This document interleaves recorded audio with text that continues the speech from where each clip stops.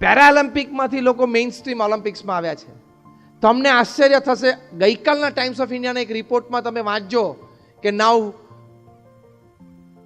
Physically challenged એટલે physically disable students, એટલે let us use the better word in the modern times, કે differently abled children are challenging normal students in mainstream schools. પરમ દિવસનો article વાંચો times of ઇન્ડિયામાં.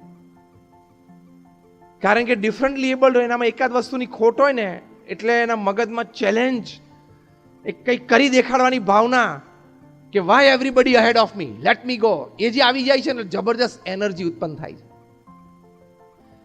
And excellence in your academics, you always have a good choice to create. You always have a good choice that you get a chance for a big change. તમે બધા એવું તો ઈચ્છો છો ને કે હું પૃથ્વી પરથી વિદાય લઉં એ પહેલા એક નાનો એવો મારો માર્ક મૂકીને જઉં, in a project, in a transformation, in a change. Yes or no? So that comes by your excellence in your academics. તમે excellent performance કર્યું હશે તો you will always be able to make a right choice in your life. The right choice at present is going for excellence in academics. Then you will stand a chance someday for a great change. ત્રણ C યાદ રાખજો. Make a good choice right now, and the good choice is excellence in academics. Then you will stand a chance for a great change. The first part of the talk is over. Now I come to exam to excellence. ખાલી તમારી academic qualification આમાં કામમાં નહીં આવે. જો હવે મેં આખો પ્રવચનનો કલર બદલ્યો. અત્યાર સુધી હું તમને એમ કહેતો હતો કે ખૂબ સારું એકેડેમિક ક્વોલિફિકેશન મેળવો અને કરવાનું છે. Not just your academic qualifications will work. It will play not even a major role.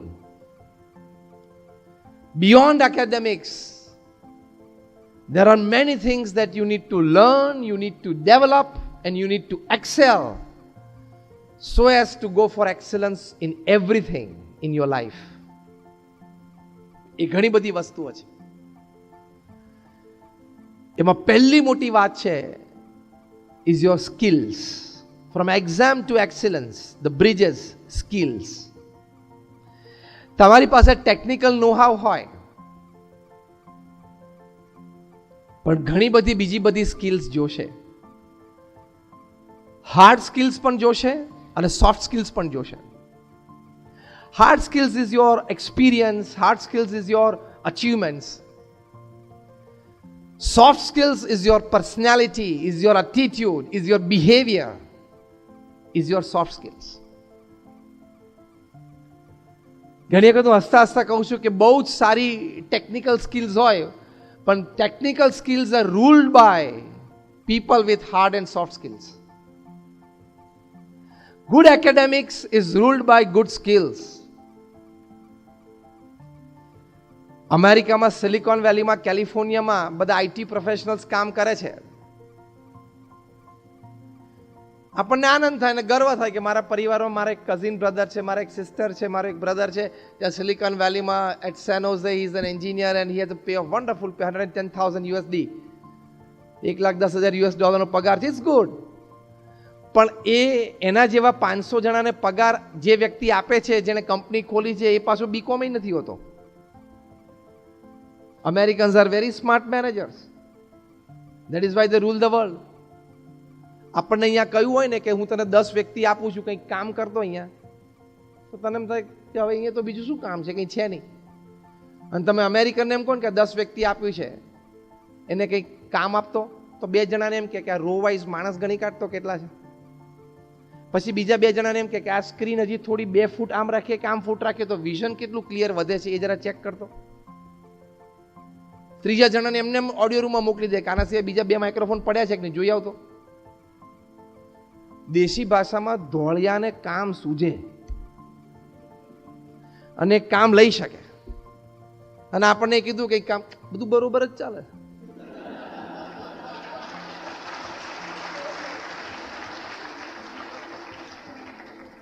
પછી એક્સિલન્સ ક્યાંથી આવે? They are masters at certain type of skills. જ્યારે એડમંડ હિલેરીએ પહેલી વખત ટ્રાય કરો એવરેસ્ટ સર કરવાનો,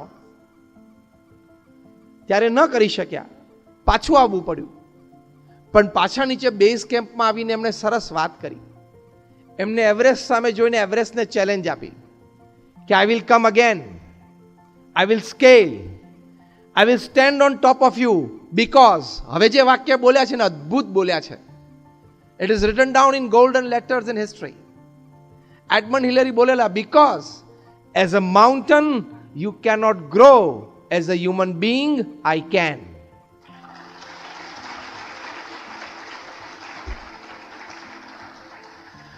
પર્વત તો નિર્જીવ છે, પર્વત તરીકે તારો વિકાસ નથી.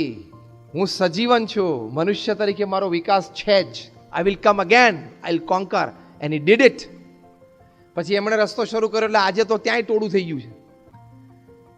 પણ જો as a human being we can always grow. Tell yourself every day in the morning, I can grow. As a human being I can. એક નાની દેશી ઘટના કહું, તમને મજા આવશે. ઘણા વર્ષો પહેલા મેં આ જુનાગઢ પાસે ગીરમાં ગયેલા, ત્યાં રાત્રે લગભગ 12 વાગે એક ભરવાડના નેસડામાં ગયેલા, નેસ કહેવાય. પછી મેં એમને કહ્યું કે તમે કોઈ ઘટના સિંહની જોઈ હોય, સાંભળી હોય એવી નહીં, જોઈ હોય એવી 1-2 ઘટના કહો. કારણ કે જંગલમાં તમે રાત્રે 12 વાગે તો પછી કે સિંહની જ વાત કરવાની હોય, ક્રિકેટની થોડી કરવાની હોય.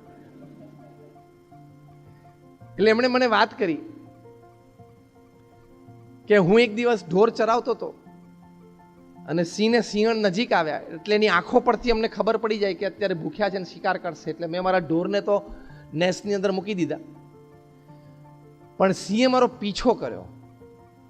સિંહ દોડ્યો. હું કેટલા ફૂટ પાછળ? તો કે 10-12 ફૂટ. 10-12 ફૂટ પાછળ હોય સિંહને દોડે તો માણસને બચવું અશક્ય છે. પણ કે આ તમને સામે દિવાલ દેખાય છે ને, કૂદી ગયો. What are you talking? 10 થી 11 ફૂટની દિવાલ કૂદી ગયા તમે? તો કે અડ્યા વગર કૂદી ગયો. આ દિવાલ તમે કૂદ્યા? તો કે આ કૂદીને અંદર આવતો રહ્યો.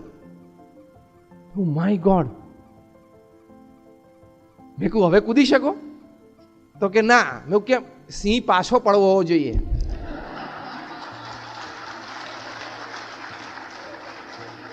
સિંહ જો પાછળ પડે ને તો કૂદી જવું. What does that mean?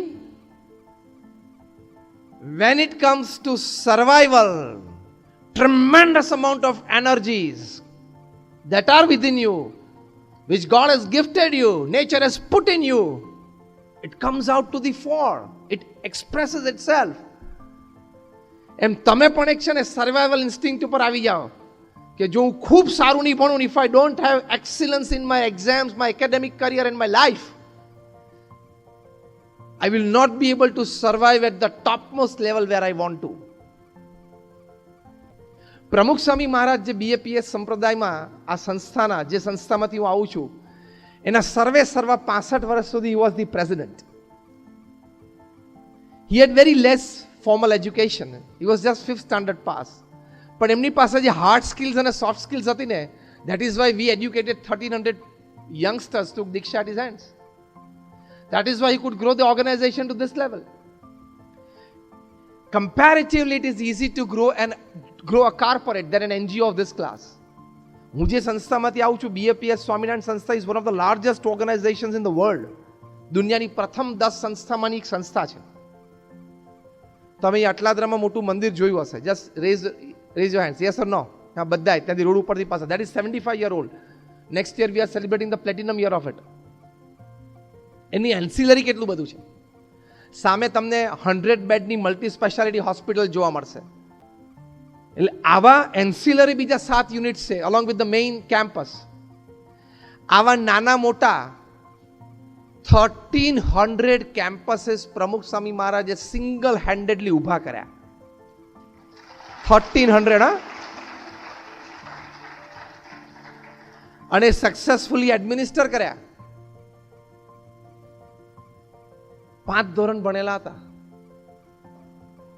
પણ એમની હાર્ડ સ્કિલ્સ અને soft skills, I talk of something about it, જબરજસ્ત હતી. More then 70 hospitals, hostel, schools અને કોલેજીસ એકલા હાથે એમણે ઊભી કરી અને સફળ સંચાલન કર્યું. Is not a joke, is not an easy attempt, it's a very big achievement. દુનિયાના 18,000 ગામડાઓમાં 60 દેશોમાં જાતે ફર્યા. He uplifted people in all walks of life. Tremendous hard work. પણ એમનામાં એક બહુ જ મોટી સોફ્ટ સ્કિલ હતી, જ્યાં ત્રણેય વસ્તુ, personality, behaviour and attitude, this three make your soft skills. માણસને ઓળખવા, માણસો જોડે સંબંધો રાખવા, કઈ વ્યક્તિને કયા કામમાં જોડવી, કઈ વ્યક્તિ પાસેથી કયું કામ લેવું, એમાં પ્રમુખ સ્વામી મહારાજ બહુ માહેર હતા.